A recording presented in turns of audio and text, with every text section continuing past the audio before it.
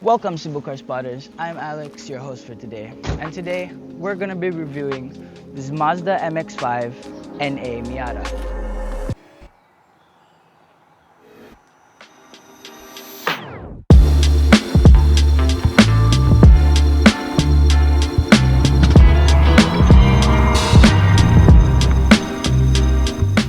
And if you like more content like this, make sure to follow us on our Facebook, TikTok, and Instagram.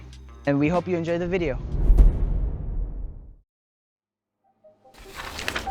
In the late 1980s, small affordable roadsters were a thing of the past, and enthusiasts were left with nothing to fill the gap.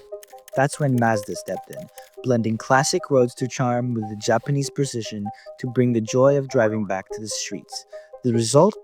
A car that honored tradition while creating its own legacy. Earlier models of the NA Miata had a 1.6 four-cylinder engine making around 115 horsepower. However, the older model switched to a 1.8-liter four-cylinder engine making around 130 horsepower, just like this one we have right here. Now that might not sound like much, but the Miata's magical recipe has less to do with power and has everything to do with weight. These earlier Miatas tipped the scale at nearly 2,100 pounds, making them lots of fun to drive. The combination of low power, low weight made the Miata accessible and entertaining to drive without being intimidating. Up front, we have the signature pop-up headlights, arguably the most lovable feature of the NA Miata. Whether they're up or down, they just give the car so much personality. The front bumper is simple and clean, with just enough curve to keep it looking sporty. Moving to the side profile, this is where the Miata's proportions really shine. Long hood, short rear deck, and super short wheelbase, it's the definition of a classic roadster design. The fenders are subtly flared just enough to give it some attitude. The stock wheels keep it looking period correct and lightweight. Out back, the NA Miata keeps things minimal. Rounded taillights with that classic dual circle design, clean, retro, and totally unmistakable. Now that we all know about the exterior features of the Miata, what is it actually like to be inside the car itself? Let's find out. First off, we have the steering wheel. A classic 4-spoke design, no buttons, just pure driving connection. Behind that, we have two big analog gauges where we can see that it can rev up to 6,500 RPM. Tachometer, speedometer, and fuel temperature. That's it. No digital screens, no distractions, just pure 90s simplicity. If you're enjoying the video so far, please consider giving us a like and subscribe to support our channel. Let's talk design. The stock NA Miata seats are simple, clean, and very 90s. No fancy electronic controls, just the pure, minimalist roadster vibe.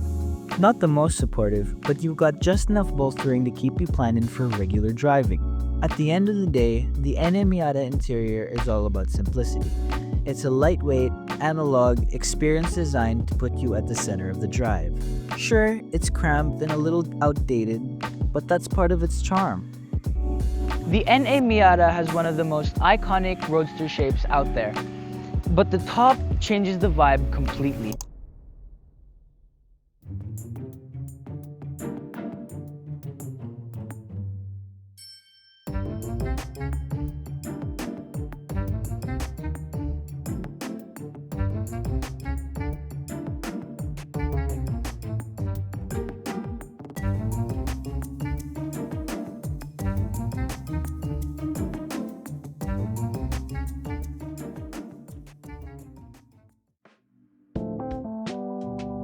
So you're thinking about daily driving a 1.8-liter NA Miata. Maybe you want to be a bit quirky, maybe you just love pop-up headlights, or maybe you've completely given up on carrying passengers. Either way, NA Miata is a mix of both practical and impractical. Let's start with the space. I'm about 5'8" and I fit just fine. If you're taller, say over 6'2", you're gonna feel like you're folding yourself into a carry-on bag. Storage is limited. You've got a small glove box, a little tray between the seats, decent-sized center console compartment, and some space behind the seats. I wouldn't say this car is practical for a road trip, but you can definitely fit a bag or two with no problem. Maybe even with groceries, just maybe not all at once. The trunk is small but practical, with a decent amount of space, making this car semi-practical. You'll average around 25 to 30 miles per gallon. That's pretty solid for something from the 90s. So the question is the NA Miata still worth it after almost 3 decades?